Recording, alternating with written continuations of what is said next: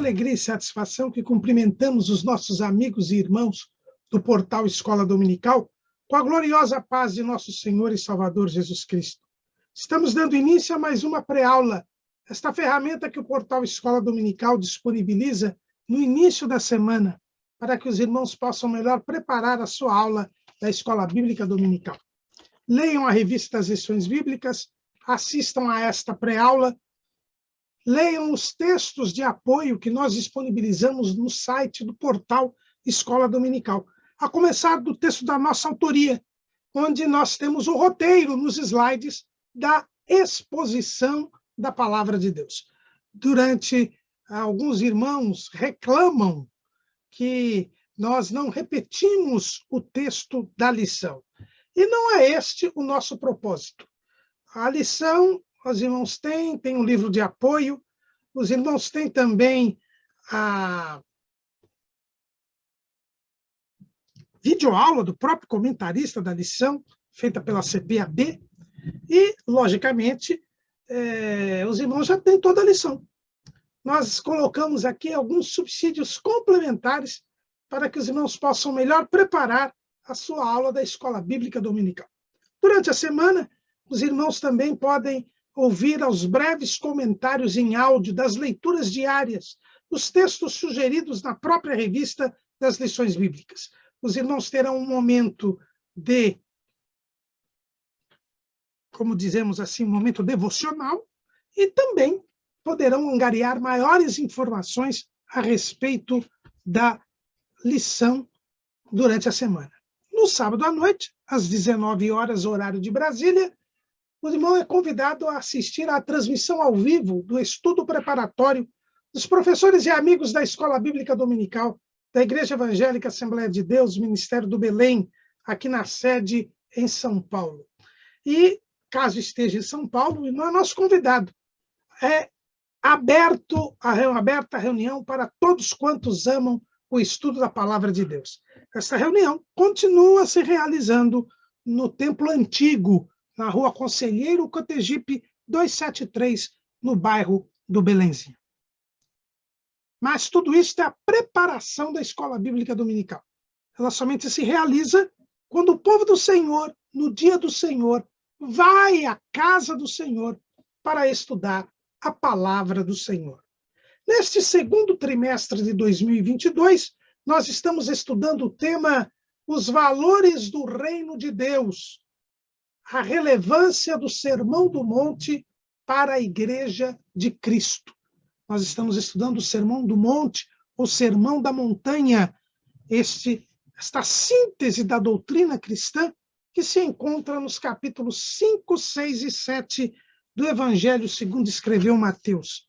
E na continuidade do segundo bloco do nosso trimestre, aliás, do primeiro bloco do nosso trimestre, onde nós estamos estudando a comparação entre a doutrina de Jesus e a lei de Moisés, nós hoje estaremos estudando a lição de número 4, que tem como título Resguardando-se de Sentimentos Ruins. Eu gostei muito da ilustração da lição. É uma mulher que está com as mãos no peito, as mãos no coração, como a nos lembrar o que ensinou o Senhor Jesus lá em Mateus, capítulo 15, versículo 19. Porque do coração procedem os maus pensamentos, mortes, adultérios, prostituição, furtos, falsos testemunhos e blasfêmias. São essas coisas que contaminam o homem, mas comer sem lavar as mãos, isso não contamina o homem. Jesus, aqui, quando falava com os escribas e fariseus de Jerusalém a respeito da tradição dos anciãos, da religiosidade judaica que exigia que os judeus lavassem várias vezes as mãos antes de se alimentar e durante a refeição, Jesus disse que o problema não estava nas mãos, o problema não estava no exterior, mas sim no interior.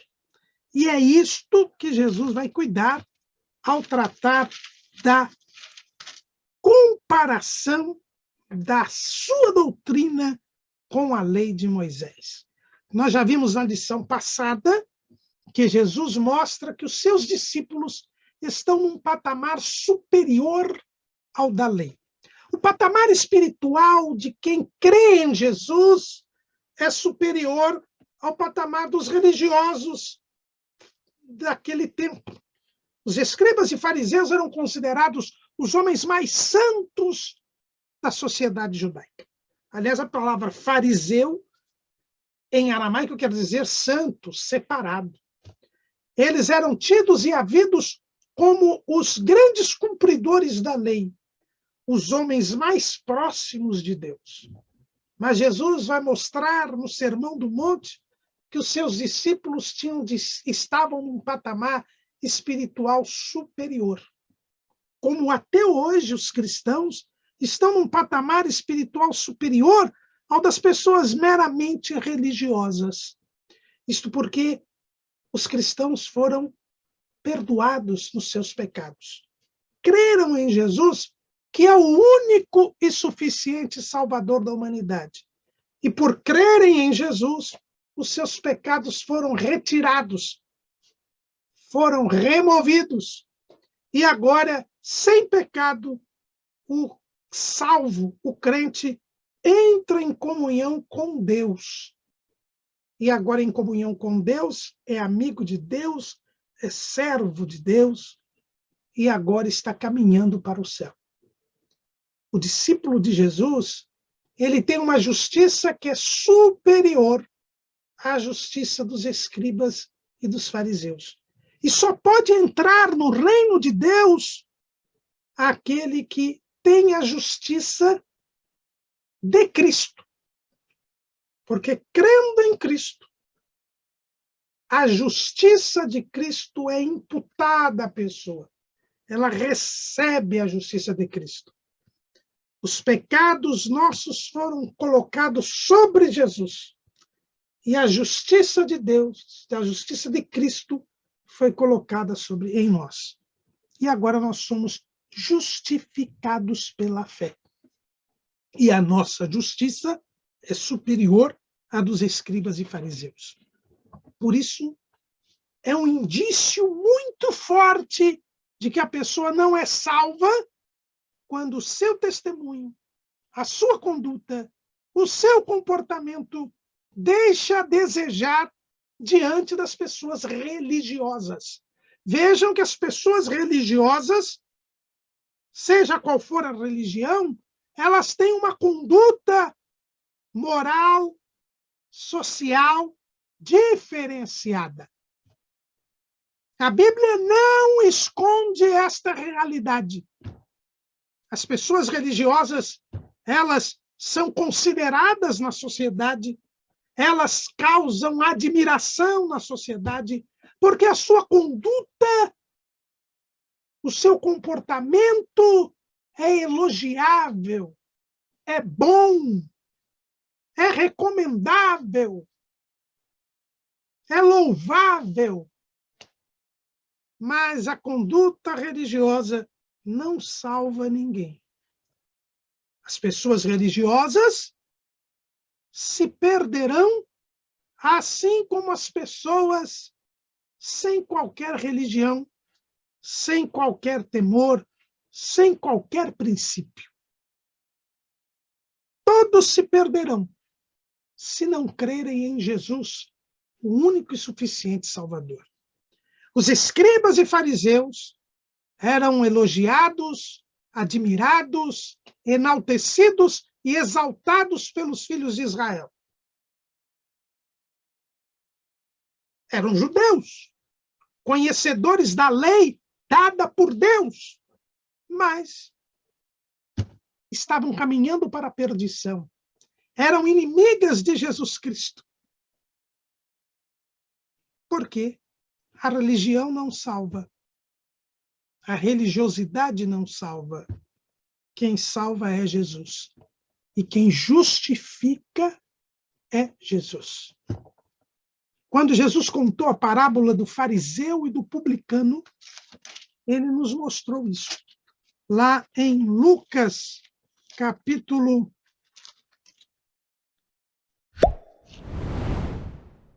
18,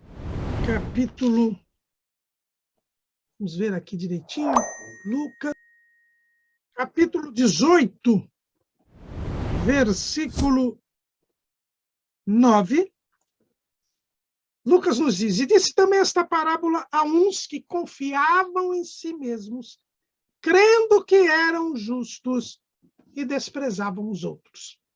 E esta personagem era o fariseu. O fariseu, ele se cria justo.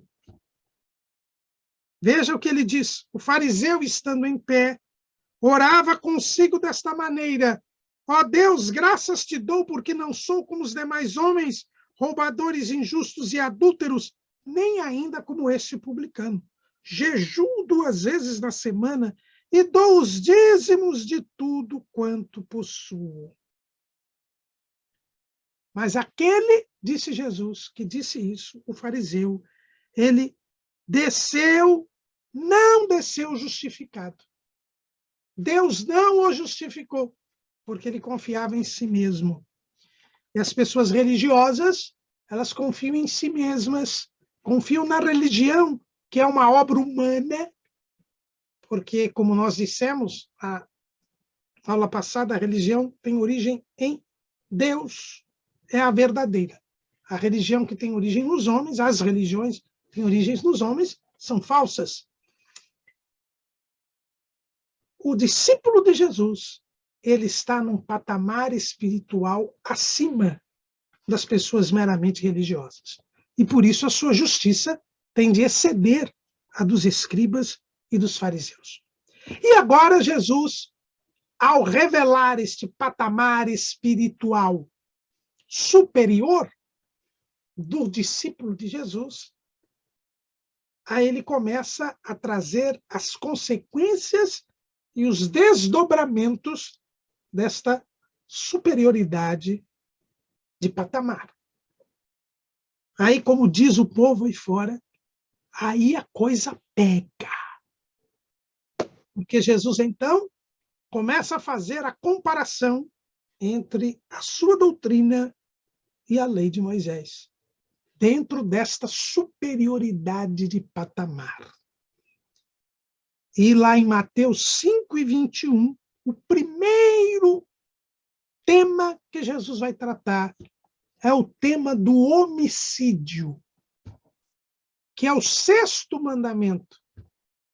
O primeiro mandamento da segunda tábua, segundo os judeus. Segundo os judeus, as 2 tábuas da lei tinham 5 mandamentos cada uma. A primeira tábua, os mandamentos em relação a Deus. A segunda tábua, os mandamentos em relação ao próximo. Por isso que os 2 grandes mandamentos da lei são amar a Deus, a primeira tábua, e amar ao próximo, a segunda tábua. É verdade que os teólogos cristãos têm um entendimento diverso. Eles entendem que a primeira tábua seriam 4 mandamentos e a segunda tábua seriam 6 mandamentos. O mandamento de honrar a pai e mãe, eles entendem que é referente ao próximo. Já os judeus entendem que o mandamento de honrar pai e mãe é um mandamento referente a Deus, porque estabelece o princípio da autoridade. E a primeira autoridade é Deus, que nos dá os pais, que são as primeiras autoridades humanas, mas dadas por Deus, porque as autoridades são constituídas por Deus. Então, aqui nós teríamos um mandamento dirigido a Deus, que é, juntamente com os pais, os responsáveis pela nossa geração. Mas, tirando isto de lado, nós vamos ver que o primeiro mandamento da segunda tábua, que diz respeito ao próximo, é o mandamento de não matarás. O 6º mandamento é o mandamento de não matarás, o mandamento em relação ao próximo, que diz respeito a quê? Diz respeito ao valor mais ao bem mais valioso do ser humano, que é a vida. A vida é uma dádiva de Deus. Quando abrimos a Bíblia ali em Gênesis, capítulo 1, aliás, capítulo 2, versículo 7, o texto nos diz: e formou o Senhor Deus o homem do pó da terra, e soprou em seus narizes o fôlego da vida. E o homem foi feito alma vivente. A vida é uma dádiva de Deus. É algo gerado e produzido por Deus. Só Deus pode gerar a vida. Os laboratórios estão aí, à torta e à direita, querendo gerar um ser vivo e não conseguem fazê-lo. Quando muito clonam, mas não conseguem fazê-lo. Por quê? Porque só Deus pode criar a vida. Lembram lá das pragas do Egito? A terceira praga, os magos não puderam imitar Moisés e Arão, porque do pó da terra surgiram piolhos. Foi dada vida. Por isso, os magos não puderam fazer. E ainda disseram a Faraó: isto é o dedo de Deus. A vida é o dedo de Deus. Só Deus pode gerar a vida. Só Deus pode criar a vida. E é por isso que o primeiro mandamento proíbe o homem de tirar a vida do outro. Não matarás. E Jesus começa a sua comparação entre a sua doutrina e a lei de Moisés por este mandamento. Veja lá, Mateus 5:21. Ouvistes que foi dito aos antigos: não matarás, mas qualquer que matar será réu de juízo. Aqui nós já temos uma grande revelação. Ouviste o que foi dito aos antigos: não matarás, mas qualquer que matar será réu de juízo. Eu, porém, vos digo que qualquer que sem motivo se encolerizar contra seu irmão será réu de juízo. E qualquer que chamar a seu irmão de raca será réu do sinédrio. E qualquer que lhe chamar de louco será réu do fogo do inferno. Verifiquem aqui os irmãos que Jesus assume a sua divindade no Sermão do Monte. Quem o diz isso não é o nosso comentarista, não é um grande teólogo cristão. Não. Quem diz isto é Jacob Neusner, que era o rabino-chefe de Roma, num debate com o então cardeal Joseph Ratzinger, que veio a ser o Papa Bento XVI, e que Bento XVI, no seu livro Jesus de Nazaré, reproduz. Jacob Neusner diz que quando Jesus vem no Sermão do Monte e diz: ouve o que foi dito aos antigos, e depois diz: eu, porém, vos digo, ele se coloca no mesmo lugar de Jeová, no mesmo lugar de Deus, de Yahvé. Porque foi Deus quem deu a lei no Monte Sinai. E Jesus vem e diz: eu vos digo. Portanto, ele se coloca na mesma posição de Deus. E é exatamente isso. Quando Jesus vem fazer a comparação entre a sua doutrina e a lei de Moisés, ele vem trazer o sentido exato, o sentido pleno da lei, por ser ele o autor da lei. Se ele não fosse Deus, ele não poderia dizer o que quer dizer a lei. Só o legislador pode dizer qual é o verdadeiro sentido da lei. Na ciência jurídica, isso se chama interpretação autêntica. Vez ou outra, nós encontramos numa lei dito assim: quando esta lei fala tal coisa quer dizer isto. É o próprio legislador quem pode dizer qual é o sentido, qual é o significado de algo que está na lei. Jesus diz que ele é o legislador. E Tiago nos ensina isso lá em Tiago, capítulo 4, versículo 11 e 12. Irmãos, não faleis mal uns dos outros. Quem fala mal de um irmão e julga ser irmão, fala mal da lei e julga a lei.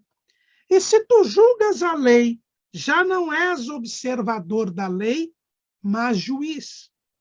Há um só legislador e um juiz que pode salvar e destruir. Tu, porém, quem és que julgas a outrem? Só há um legislador. E esse legislador é Deus. E quando Jesus diz: ouviste o que foi dito aos antigos, eu, porém, vos digo, ele está assumindo a sua divindade. E Jacob Neusner diz que, por ele não crer que Jesus seja Deus, ele não poderia crer no Sermão do Monte. Ele não poderia se tornar um cristão, porque ele não cria que Jesus era Deus. E ele dizia que Jesus dizia que era Deus. Neusner está certo. O Sermão do Monte nos mostra a divindade de Jesus. Mas há mais. Mostra que Jesus, como vimos na aula passada, não é um inovador. Ele traz uma nova maneira de entender a lei. A real maneira de entender a lei. O real sentido e significado da lei. Porque a interpretação dada pelo próprio legislador, a interpretação autêntica, para usar a expressão da ciência do direito, da ciência jurídica. Mas, e vejam bem isto, Jesus não inova, ele não inventa nada. Ele apenas traz o verdadeiro sentido que estava sendo distorcido, que não tinha sido compreendido pelos homens. Porque quando Deus deu a lei, o povo saiu correndo. Moisés recebeu a lei e a escreveu. Mas o povo, quando a lia, dava a sua interpretação, que não era a real, que não era a completa, porque não era a interpretação do legislador. Mas agora o discípulo de Jesus, que está em comunhão com Deus, porque subiu ao monte com seu mestre, eles agora têm de aprender o real significado e o real sentido da lei. E é por isso que Jesus diz: ouviste o que foi dito aos antigos. Veja que Jesus não assina embaixo da interpretação que era dada. A interpretação dos doutores da lei, a interpretação dos rabinos, dos mestres, dos escribas, dos fariseus. Jesus não assina embaixo. Ele diz: ouve o que foi dito aos antigos. Ele vai trazer o ensinamento dos antigos, mas vai mostrar que este ensinamento é distorcido ou incompleto. No caso aqui do homicídio, é incompleto. Jesus vai até a profundidade do mandamento, porque ele vai nos mostrar, e era aí porque a nossa lição diz resguardando-se dos sentimentos ruins, ele vai mostrar que a lei de Deus, ela tem tem de sair da pedra, sair do papiro, para ir até o coração. Ela tem que vir do coração. O problema está no coração do homem. O problema está no pecado.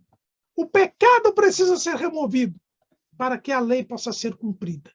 E quando o pecado é removido, a lei é integralmente cumprida.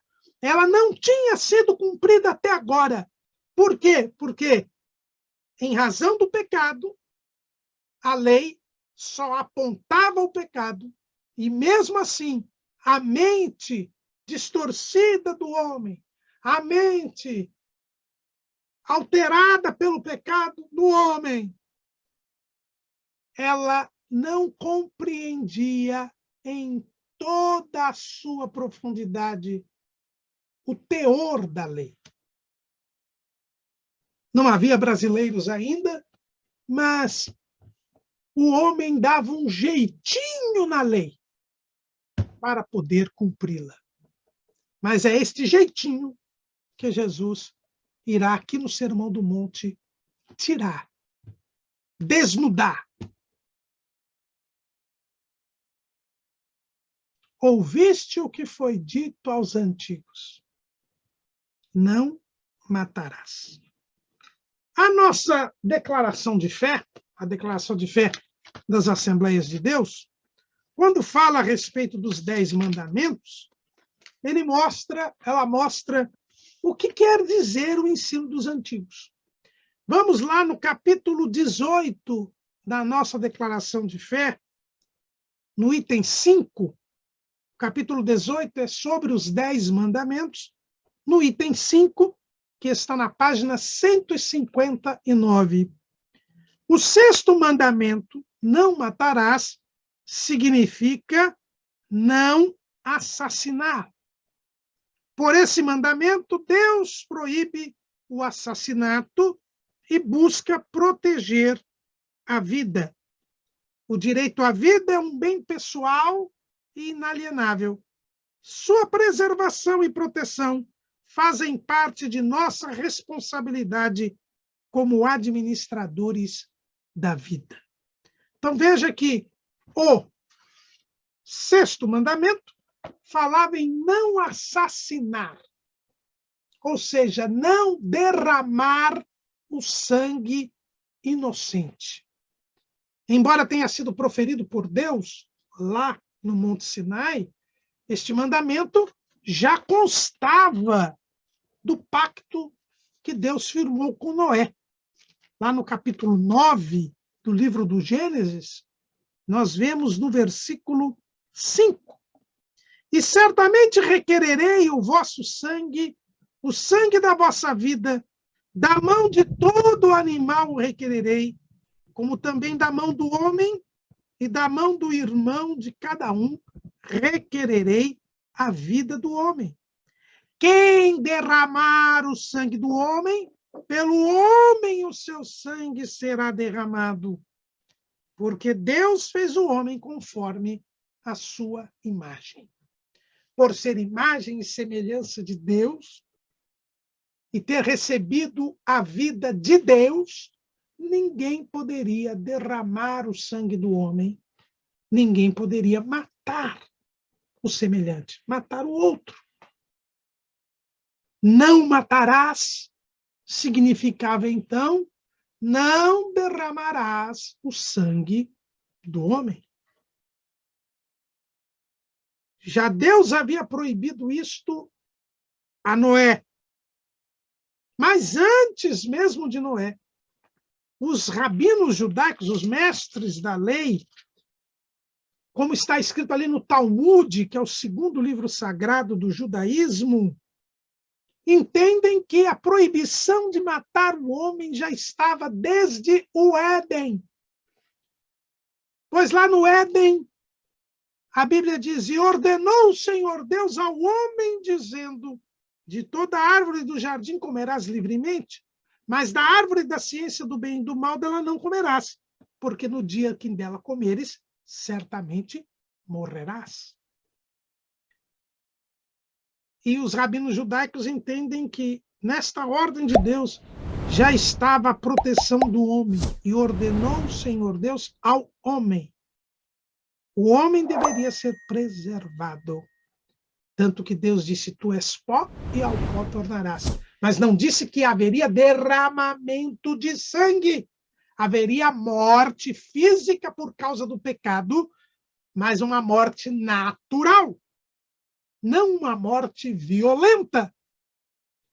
Tanto é assim que o primeiro homicídio é punido por Deus.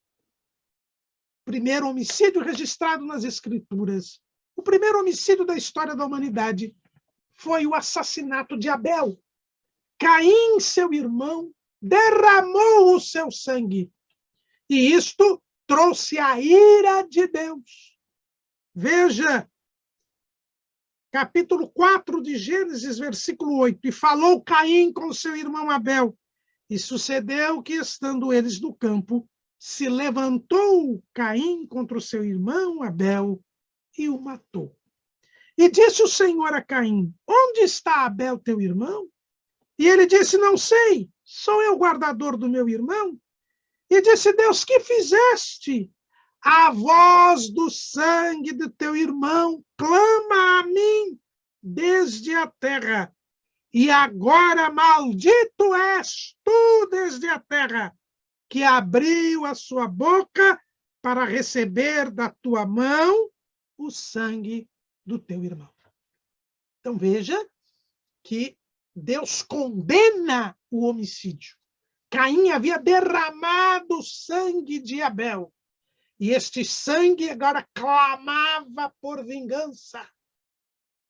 E Deus imediatamente amaldiçoa Caim por causa deste ato. Então, os irmãos vejam que o homicídio já estava condenado desde o Éden. É reafirmada a sua condenação a Noé. E agora, solenemente, Deus, no Monte Sinai, diz aos filhos de Israel, não matarás. Isto foi o que foi dito aos antigos.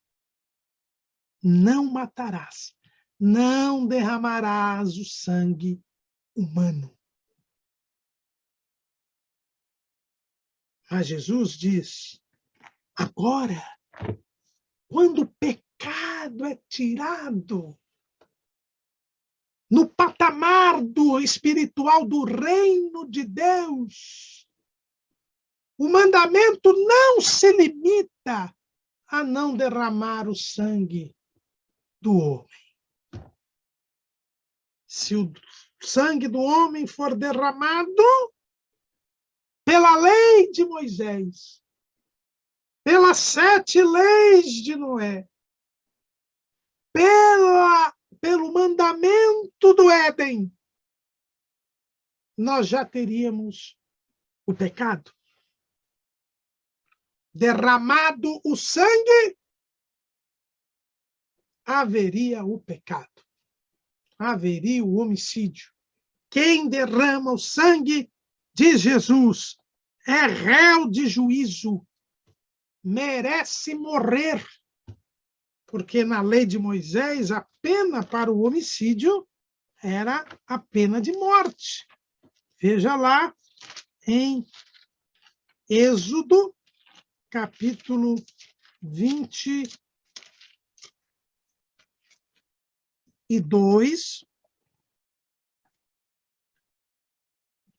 aliás, 21, versículo 23. Mas se houver morte, então darás vida por vida.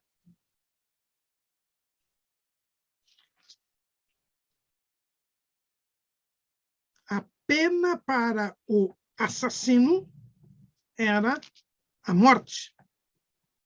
Ainda Êxodo 21:12. Quem ferir alguém que morra, ele também certamente morrerá. O derramamento do sangue dava por consequência a morte. Matar alguém é derramar o seu sangue. Esse é o sentido dado ao mandamento no Éden, a Noé e a Israel, no Monte Sinai. Mas Jesus diz: agora que vocês creram em mim e foram reconciliados com Deus, a coisa muda de figura. Não basta não derramar o sangue inocente. Eu, porém, vos digo que qualquer que sem motivo se encolerizar contra seu irmão será réu de juízo. E qualquer que chamar a seu irmão de raca, que em aramaico quer dizer imbecil, idiota, louco, bobo, besta, será réu do sinédrio. E qualquer que lhe chamar de louco será réu do fogo do inferno. Matar, ser homicida, não é mais apenas derramar o sangue do outro. Matar, ser homicida, é simplesmente ter raiva do outro. Ficar nervoso com o outro. Ficar magoado com o outro. Ficar ressentido com o outro, sem motivo. Veja, irmãos, como a coisa fica muito mais séria, como a exigência é muito maior. Se eu ficar com raiva de alguém, sem motivo, eu já sou um homicida. Mas, irmão Caramuru, como é possível isso? Quantas vezes nós estamos com raiva das pessoas? Quantas vezes nós estamos chateados com alguém? E isto já é motivo de sermos réu do juízo. E isto já é pecado. Sim, é pecado. E por quê? Porque tudo sai do coração. Veja o que disse Jesus e nós repetimos. Mateus 15:19. Porque do coração procedem os maus pensamentos, mortes. Tudo começa com os maus pensamentos. E isto não é inovação de Jesus. Se nós formos ao primeiro homicídio, nós vamos descobrir que Caim se tornou homicida não na hora em que derramou o sangue de Abel, que passou a clamar por vingança diante de Deus, mas bem antes. Bem antes. Veja Gênesis, capítulo 4, versículo 4 e 5. E Abel também trouxe dos primogênitos das suas ovelhas e da sua gordura. E atentou o Senhor para Abel e para a sua oferta. Mas para Caim e para a sua oferta não atentou. E irou-se Caim fortemente e descaiu-lhe o seu semblante. Caim não ofereceu corretamente o seu sacrifício. Não agiu com a devida reverência. não quis dar o melhor a Deus, não se colocou na posição de servo, não demonstrou amor a Deus, cumpriu simplesmente uma obrigação sem nenhuma vontade. E, em razão de tudo isto, Deus não aceitou a sua oferta, mas aceitou a de Abel. E Caim se irou. Caiu o seu semblante. Ele ficou com raiva de Abel, sem motivo. Tanto não tinha motivo que Deus, que conhece os corações, está lá em 1 Samuel, capítulo 16. 1 Samuel, capítulo 16, versículo 7. Porém o Senhor disse a Samuel: não atentes para a sua aparência, nem para a altura da sua estatura, porque eu tenho rejeitado. Porque o Senhor não vê como vê o homem, pois o homem vê o que está diante dos olhos. Porém o Senhor olha para o coração.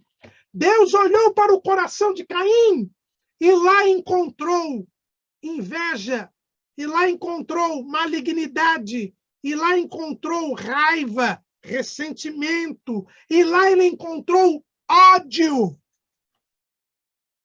E aí é que está. Caim passou a odiar Abel. Caim passou a ter raiva de Abel. E é ali no coração de Caim que nasce esta raiva, esta cólera, este ódio. É ali que Caim se torna homicida. E Deus, que conhece o coração, ele vem e fala com Caim. E o Senhor disse a Caim: por que tiraste? E por que descaiu o seu semblante? Se bem fizeres, não haverá aceitação para ti.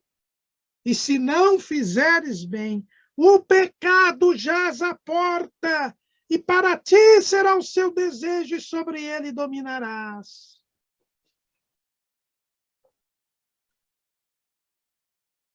O pecado já havia se gerado no coração de Caim. Caim havia odiado o seu irmão. E ali ele já tinha se tornado homicida. É este o ensino de Jesus. O homicídio não é o derramamento do sangue. O homicídio já é o ódio contra o irmão. João, o apóstolo do amor, aquele que reclinava sua cabeça no peito de Jesus, o único discípulo que se manteve com o Senhor até a cruz. Podemos dizer, por isso, o discípulo mais íntimo de Jesus. Ele bem entendeu esta realidade que Jesus agora ensina no Sermão do Monte. Em 1 de João 3:15, João diz: qualquer que aborrece a seu irmão é homicida, e vós bem sabeis que nenhum homicida tem permanente nele a vida eterna.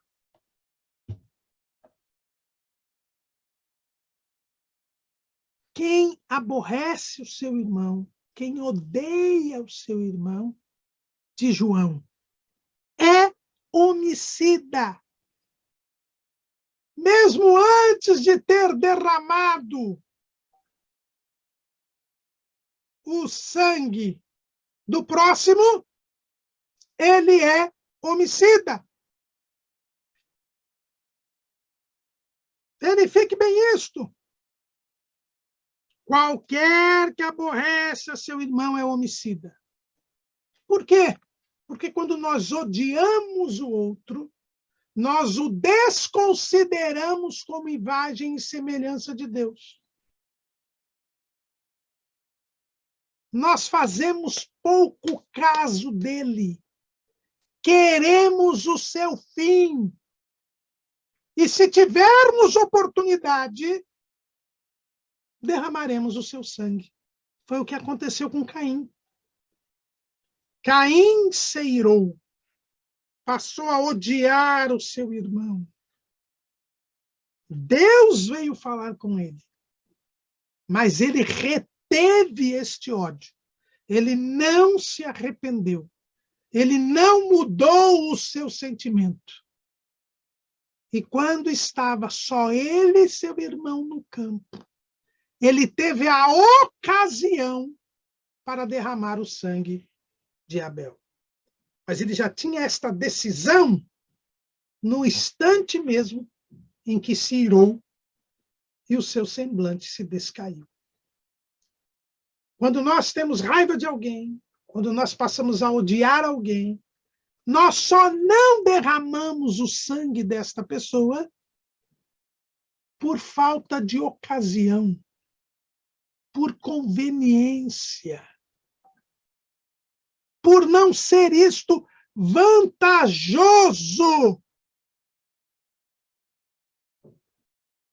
para nós.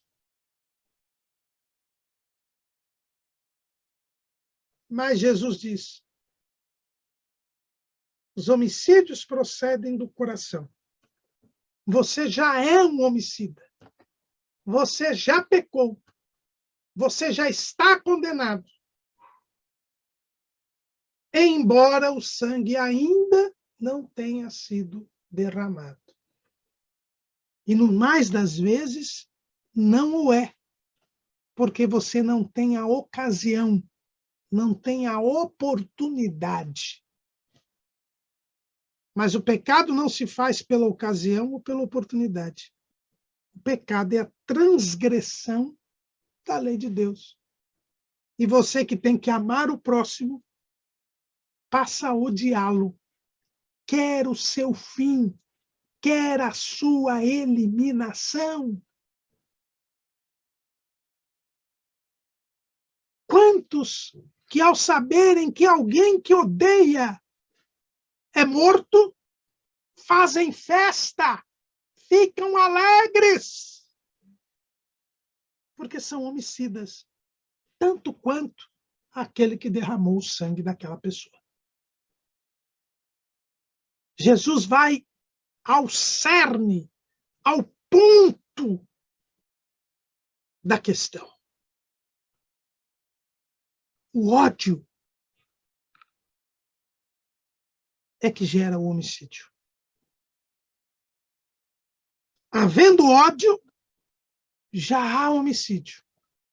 Ainda que não se pode encontrá-la, ainda que não se possa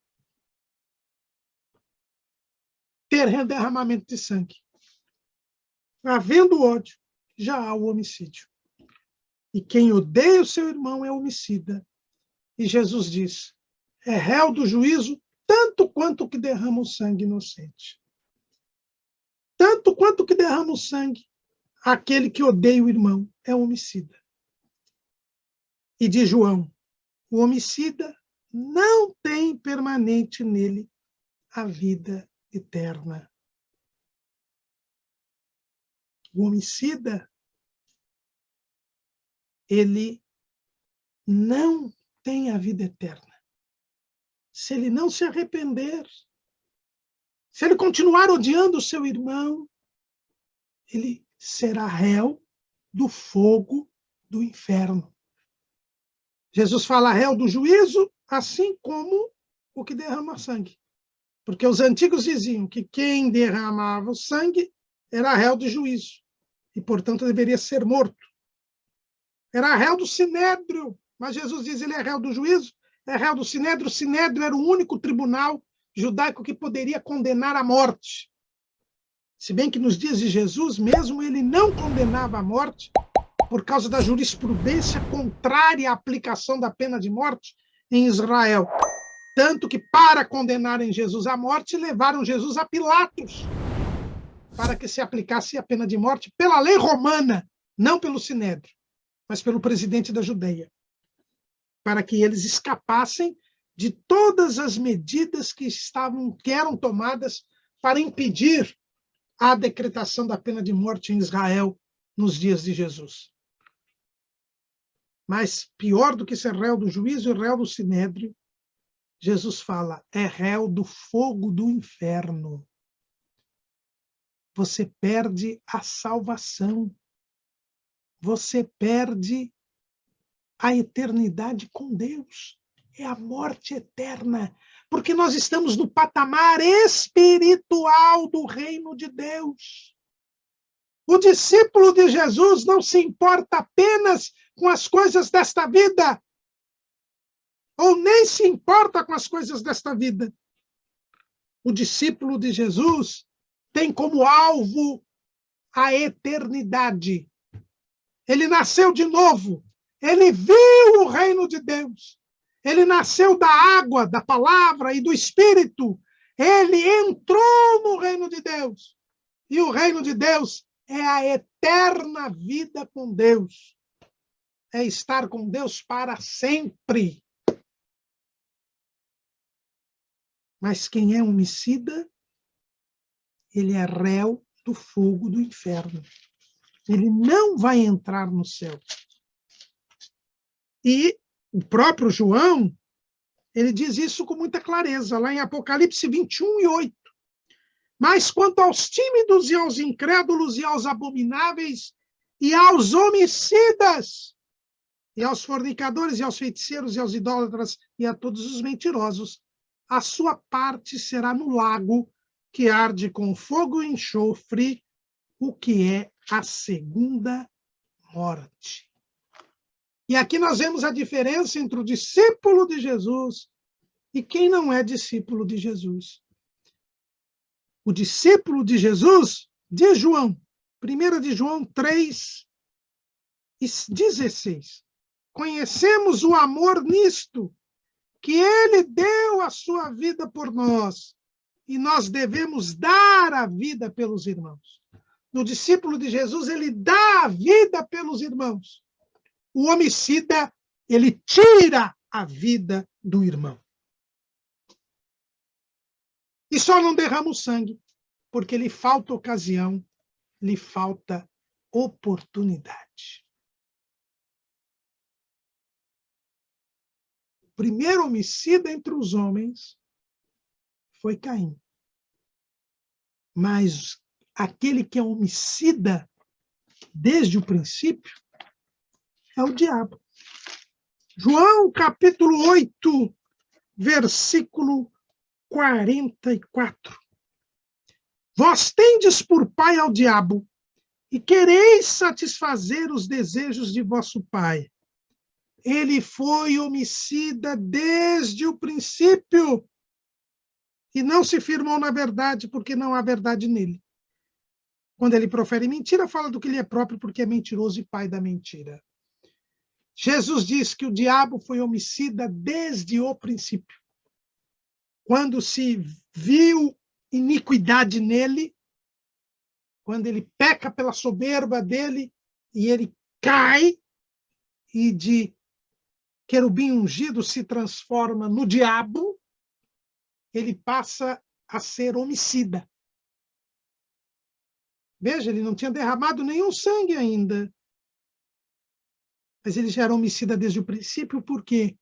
Porque passou a odiar a Deus e a tudo quanto diz respeito a Deus. Inclusive e especialmente o homem, que é imagem e semelhança de Deus. O diabo é homicida desde o princípio. Ele odiou o ser humano e o matou espiritualmente ao tentá-lo e o homem cair na tentação. E é isso que ele faz todo o instante. Ele vem para matar, roubar e destruir. Ele usa os falsos mestres, os homens que estão no mundo, que estão no maligno, que são seus escravos, até para derramar o sangue inocente. Mas ele quer é matar o ser humano. Ele quer que o ser humano peque e perca a vida eterna. O diabo é homicida desde o princípio, porque ele odiou a Deus e a tudo que se diz respeito a Deus, em especial o ser humano. Os irmãos, vejam como o patamar espiritual do reino de Deus é bem superior ao patamar da religiosidade e da própria compreensão que se tinha da lei de Moisés. Com o pecado, não tendo sido tirado o pecado, estando o homem separado de Deus, e, portanto, com o pecado coberto e o coração ainda impuro, não se poderia exigir que o homem não odiasse. Até um homem segundo o coração de Deus, como Davi, matou e derramou o sangue de Urias, o heteu. Porque era um homem que tinha o pecado no seu coração. Agora não. Agora, depois que Jesus derramou o seu sangue na cruz do Calvário, dando a sua vida por nós, agora, quando nós cremos nele, nosso coração é purificado. E a lei de Deus agora é inscrita em nosso coração.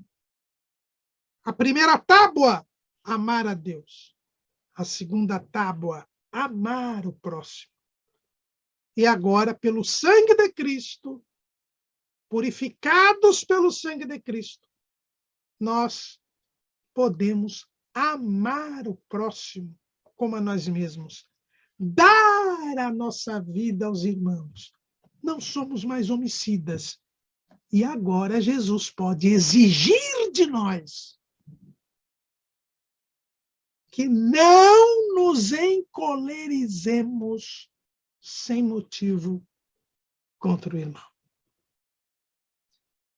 Estamos em comunhão com Deus. Jesus tirou os nossos pecados. Não podemos mais nos encolerizar sem motivo contra o nosso irmão. Se odiarmos o nosso irmão, seremos réus do fogo do inferno. Veja o patamar diferenciado do servo de Deus. Veja como o cristão, ele tem de ter um padrão moral muito mais elevado. Qualquer pessoa aí fora que tiver raiva de alguém jamais será punido por homicídio. Ainda que ele faça festa quando alguém morre, jamais será punido. Recentemente, um jornalista desejou a morte do presidente da República. Por esse desejo, abriram um inquérito contra ele. E esse inquérito foi arquivado. Porque existe um princípio no direito penal que diz que ninguém pode ser punido pelo simples pensamento.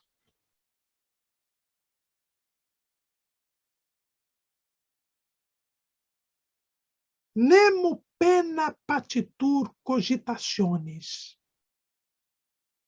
Cogitatione.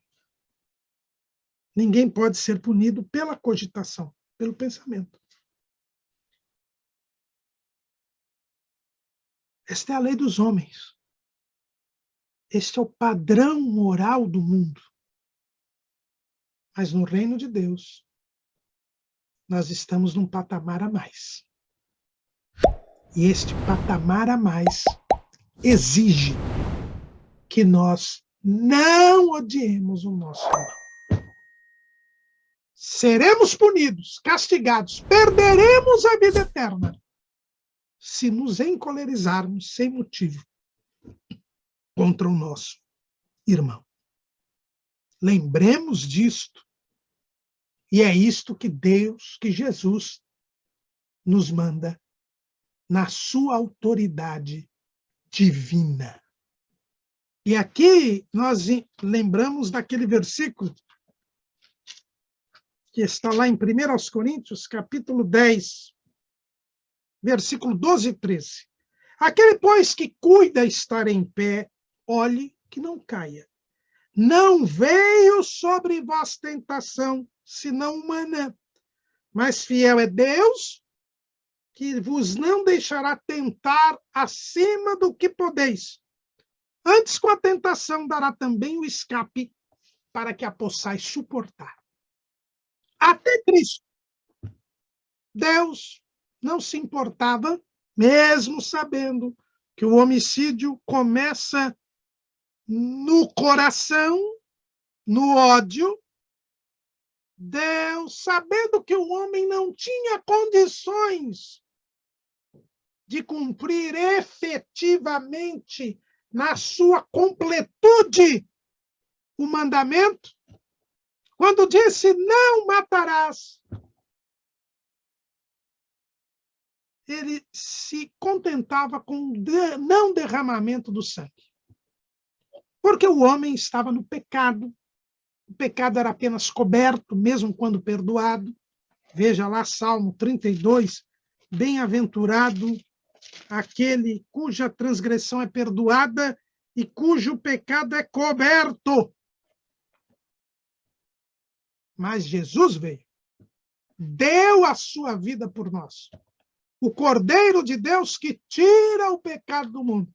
A partir de agora, Jesus está ensinando. A partir do momento da minha glorificação, os meus discípulos, não basta aos meus discípulos não derramar o sangue.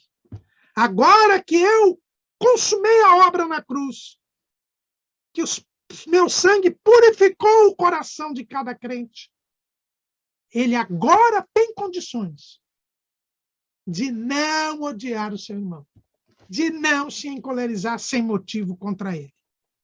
E se o fizer, será réu do fogo do inferno. Em seguida a este ensino já pesado para os seus discípulos, Jesus vai falar de um desdobramento referente a este ensino sobre o homicídio. Ele vai falar sobre o nosso relacionamento com Deus ser condicionado ao nosso relacionamento com o próximo. A lei de Deus foi escrita em nosso coração. O coração foi purificado e a lei agora foi escrita. As duas tábuas, o amor a Deus e o amor ao próximo. Por isso eu não posso odiar o meu irmão. Mas Jesus vai além. Se eu não amar o meu irmão, se eu não estiver em comunhão com ele,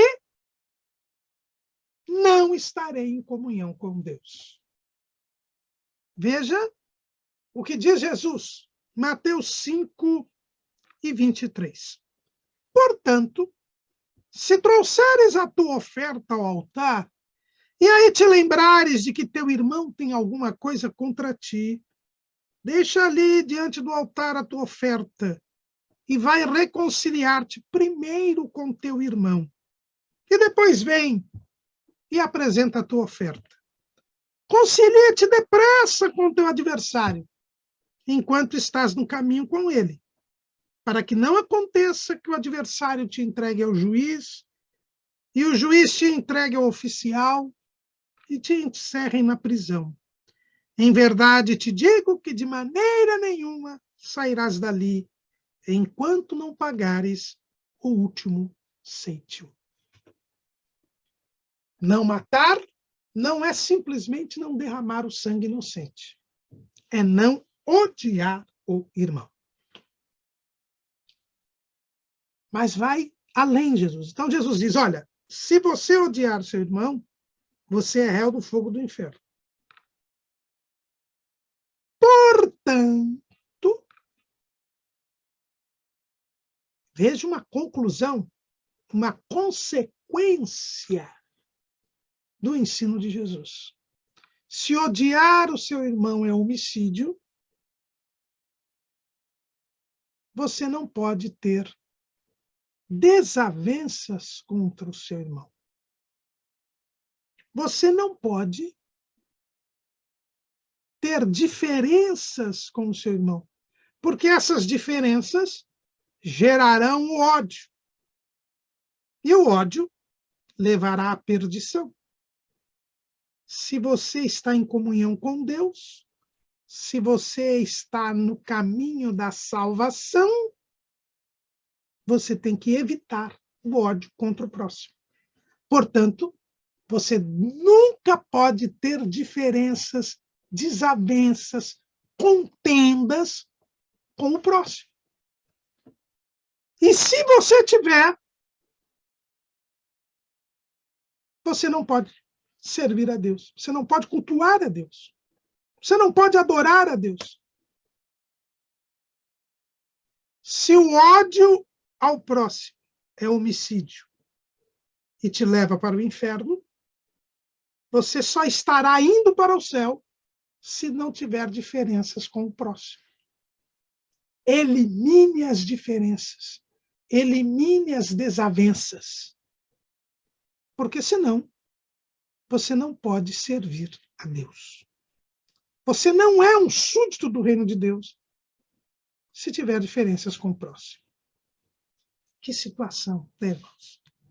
Agora nós entendemos porque o Sermão do Monte é esquecido nas pregações, não é objeto de ensinamento, porque é muito pesado. Mas Jesus disse que o seu fardo é leve, o seu jugo é suave. Nós é que somos impenitentes e não queremos renunciar a nós mesmos para podermos seguir a Jesus. A primeira coisa que nós observamos aqui no ensino de Jesus é que o discípulo de Jesus é um adorador. Jesus diz, portanto, se trouxeres a tua oferta ao altar, o discípulo de Jesus, ele traz a sua oferta ao altar. É verdade que Jesus aqui está usando a nomenclatura do culto levítico. Não esqueçamos que Jesus nasceu sob a lei. Nascido de mulher, sob a lei. Ele cumpriu a lei e ele estava debaixo da lei e ensinando para um auditório que era acostumado com a lei. Então Jesus usa a expressão trazer a oferta ao altar, porque o culto a Deus era feito no Templo de Jerusalém e as pessoas deveriam levar a sua oferta pelo pecado ou pela gratidão. Levavam animais ou cereais para a adoração a Deus. Então, o discípulo de Jesus é um adorador do Senhor. É alguém que cultua a Deus. Jesus não muda isso. Essa história dos desigrejados, de que cada um serve a Deus, que não precisa pertencer a uma igreja local, que ter um local de culto é coisa da antiga aliança. tudo isso, irmãos, é blá, blá, blá, é balela. Jesus diz aqui, portanto, se trouxeres a tua oferta ao altar, o discípulo de Jesus tem um local de adoração, pertence a uma comunidade que adora a Deus, vai oferecer o seu sacrifício santo e agradável a Deus, o seu culto racional. É o que Paulo diz lá em Romanos, capítulo 12. Rogo-vos, pois, irmãos, pela compaixão de Deus, que apresenteis o vosso corpo em sacrifício vivo, santo e agradável a Deus, que é o vosso culto racional. E lá em 1 Coríntios, capítulo 14, versículo 26, que fareis, pois, irmãos, quando vos ajuntais?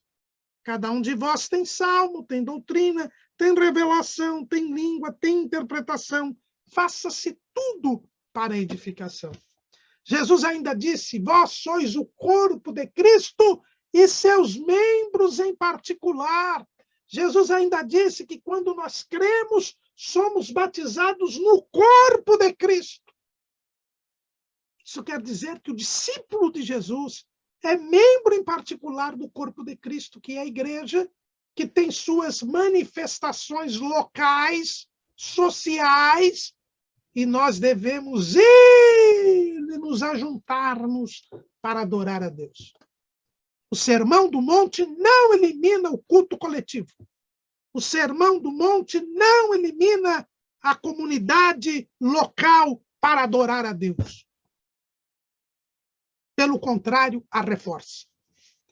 Mas tanto a reforça que quando eu, indivíduo, vou à presença de Deus, no local onde todos se ajuntam, o meu culto não é aceito se eu não estiver em comunhão com o meu irmão. Se alguém tiver alguma coisa contra ti e você se lembrar, você não pode cultuar enquanto não se conciliar com ele. E aqui, a palavra para conciliar é uma palavra interessante, né? É a palavra dialasso, que é diferente da palavra reconciliar, que está lá em 2 Coríntios, capítulo 5, quando Paulo diz que Deus deu a nós o ministério da reconciliação. E diz que Deus reconciliou consigo o mundo por Jesus Cristo. Dialasso fala de uma conciliação entre duas partes. Quando há falha dos dois. Enquanto que a palavra lá em 2 Coríntios 5, quando diz que Deus reconciliou, diz que é catalasso. É uma reconciliação que vem de cima, onde um é perfeito e ele desce até o imperfeito para se religar com ele. Então, Deus reconciliou consigo o mundo, porque Deus, perfeito e santo, se fez homem, e este homem, que nunca pecou, se fez pecado por nós. Tomou sobre si todas as nossas culpas, e aí paga o preço dos nossos pecados, e aí há de novo a comunhão entre Deus e o homem. Esta é a catalage, é a reconciliação de Deus com o homem. O Deus perfeito, que assume a imperfeição do homem e que entra em comunhão com o homem. Agora, a dialague, que é disso que Jesus está falando aqui no Sermão do Monte, é o acordo, a conciliação, onde há mútuas concessões. Isto no direito se chama transação. A transação é a mútua concessão. Ou seja, ambos os lados são imperfeitos. Ambos têm falhas, ambos têm erros, mas eles se acertam pelo amor. O amor de Deus, que não leva em conta a pessoa amada, desinteressado, sofredor, benigno, como lá em 1 Coríntios, capítulo 13. Que não é invejoso, que não se porta com indecência, que tudo suporta, tudo sofre, tudo espera. Eu sei que alguém tem algo contra mim. Aqui, irmãos, nós temos que tomar cuidado, porque é uma interpretação errônea. Aliás, é uma briga de interpretações aqui, e os dois lados estão errados. E o grego nos mostra isso. Alguém ensina que é a pessoa certa que tem que ir ao encontro da pessoa errada. Porque o texto diz, se alguém tem algo contra ti, então a pessoa certa, porque ela está indo adorar a Deus. Aí ela sabe que alguém está magoada com ela, chateada com ela, decepcionada com ela, tem alguma diferença com ela. Mesmo ela sendo a pessoa certa, ela vai lá para se acertar com a pessoa para poder adorar a Deus. Porque é a pessoa que é errada, porque é ela que tem algo contra você. Aí tem uma outra interpretação que diz assim, não, é o contrário. É a pessoa errada que tem que ir ao encontro da pessoa certa. Porque se a pessoa tem algo contra você, é porque você aprontou alguma coisa contra ela. Então você tem que, antes de adorar a Deus, ir lá pedir perdão para ela. E fica essa briga. Quem tem que pedir perdão? Quem errou ou quem está certo? Só que a palavra grega aqui é dialasso. Os dois estão errados, os dois são imperfeitos. Não é a história do vilão contra o mocinho. Não é o mocinho ou o vilão que tem que tomar a iniciativa. Eu tenho que assumir que sou imperfeito. Estou indo a Deus, que é perfeito e santo. Mas alguém tem algo contra mim. Independentemente de ter ou não motivo. Independentemente de eu ser o certo ou o errado. Eu tenho que me acertar com esta pessoa. Assumir a minha imperfeição. Assumir a minha falha. Não por ter errado, mas por ser imperfeito. E ir lá e me acertar com ela. Aí, então, eu posso vir e oferecer a minha oferta. Porque agora eu estou em comunhão com ele.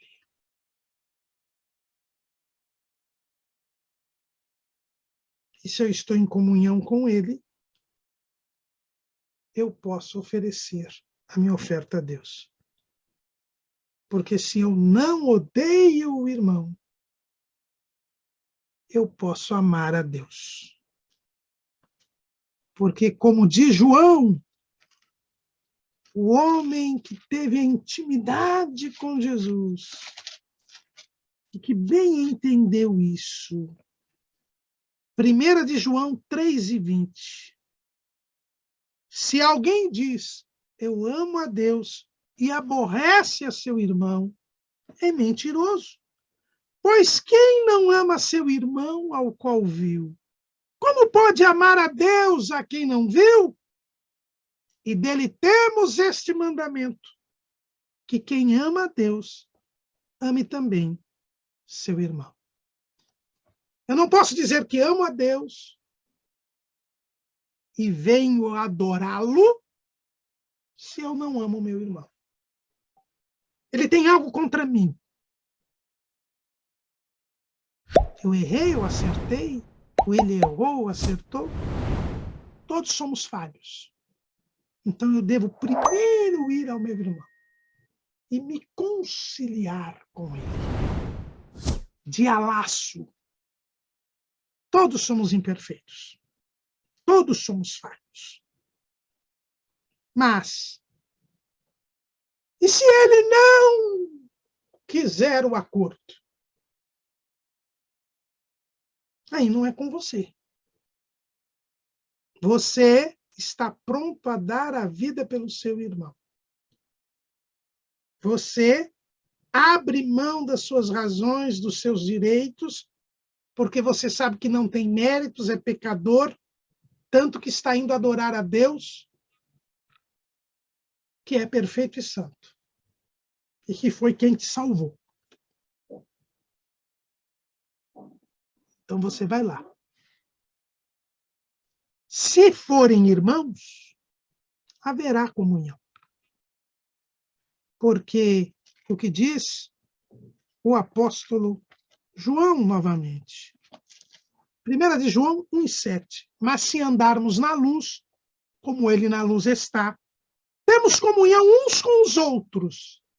E o sangue de Jesus Cristo, seu Filho, nos purifica de todo pecado. Temos comunhão uns com os outros. Comunhão uns com os outros.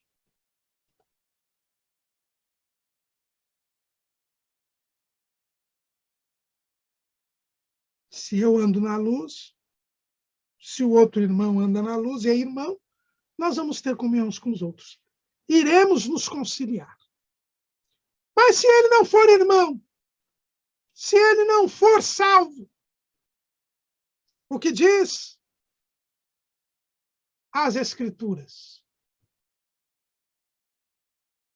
Enquanto depender de vós, tende paz com todos os homens. Enquanto depender de vós, tende paz com todos os homens. Veja que o texto ele é bem claro. Romanos 12 e 18. Se for possível, enquanto estiver em vós, tende paz com todos os homens. Você foi lá, abriu mão de tudo e de todos. Mas a pessoa não quis se conciliar com você. Se for irmão, Jesus ensina que você deve voltar com mais 2 ou 3. E depois entregar o caso à igreja. Mas se a pessoa não ficar irredutível, não depende mais de você. Mas você foi até as últimas instâncias. Enquanto estiver em vós, tende paz com todos os homens. Você pode voltar, porque você abriu mão de tudo. Veja que é preciso renunciar. Não é fazer birra, não é fazer imposições. Se você não se concilia com o irmão, porque você não abre mão, não faz concessões, você não pode adorar a Deus. Mas se você abre mão de tudo e mesmo assim a pessoa não se concilia, aí não está em você. Aí você não tem o que fazer. Mas é preciso ir até as últimas consequências. E cuidado. Jesus deixa bem claro. Se você quiser fazer valer os seus direitos, se você quiser fazer valer as suas razões, este outro irá te levar às barras dos tribunais. E o tribunal pode não funcionar para os corruptos. A justiça humana pode ser falha, pode anular processos, de ladrões contumazes, como nós temos visto por aí, em certo país. O malandro, ele escapa. O corrupto tem o processo anulado. O assassino, a pena prescreve. Mas o crente não sai da presença do juiz sem pagar o último centavo. Porque Deus não se deixa escarnecer. O servo de Deus é discípulo de Jesus, está num patamar espiritual superior. E Deus não permitirá que ele seja motivo de escândalo. A justiça pode não funcionar para os outros, mas vai funcionar para você. Vai funcionar para mim. Porque se nós somos discípulos de Jesus, nós não podemos, de forma alguma, deixar de pagar até o último ceitil dos nossos erros, das nossas falhas. Por isso é bom conciliar antes. É bom fazer acordo antes. Porque se você quiser fazer valer os seus direitos, os seus erros serão punidos e castigados. Até o último ceitil. Quem diz isto é Jesus. E nestes 32 anos que eu tenho de magistratura, eu nunca vi um crente verdadeiro deixar de pagar o último centavo que deve. A justiça dos homens é falha, mas Deus tem o controle da justiça dos homens. E a justiça do discípulo de Jesus tem de exceder a dos escribas e fariseus. Nós somos falhos, somos imperfeitos. Façamos acordo. Nos conciliemos com o irmão para não cair na mão da justiça. Porque os magistrados são terror para as más obras. Te diz Paulo, escrevendo aos Romanos, capítulo 13. Queres tu, pois, não temer a autoridade? Faze o bem e terás o louvor dela. Porque ela é ministro para teu bem. Mas se fizeres o mal, teme, pois não traz debalde a espada, porque é ministro de Deus e vingador para castigar o que faz o mal. Nós não somos perfeitos. Sempre temos alguma falha, algum erro. Nunca não temos nenhum erro em qualquer desavença. E como Deus quer que você sirva a Ele corretamente e que você vá para o céu, já que você não se conciliou com o irmão, com o próximo, você vai ter que pagar o último ceitil para poder servi-lo corretamente. Não fique magoado, chateado, ressentido, encolerizado com ninguém. Porque se você ficar assim, será homicida. E sempre se acerte com o próximo, enquanto depender de você, para que não surjam esses sentimentos ruins. Porque esses sentimentos ruins, diz Jesus, a você que é discípulo de Jesus, podem levá-lo ao inferno. O escritor aos Hebreus, ele diz o seguinte, Hebreus capítulo 12, versículo 15. Tende cuidado de que ninguém se prive da graça de Deus e de que nenhuma raiz de amargura brotando vos perturbe e por ela muitos se contaminem. Jesus é bem claro. se nós deixarmos brotar raízes de amargura, nós ficaremos privados da graça de Deus. Ou seja, perderemos a salvação. E ainda contaminaremos a muitos. Que Deus nos guarde.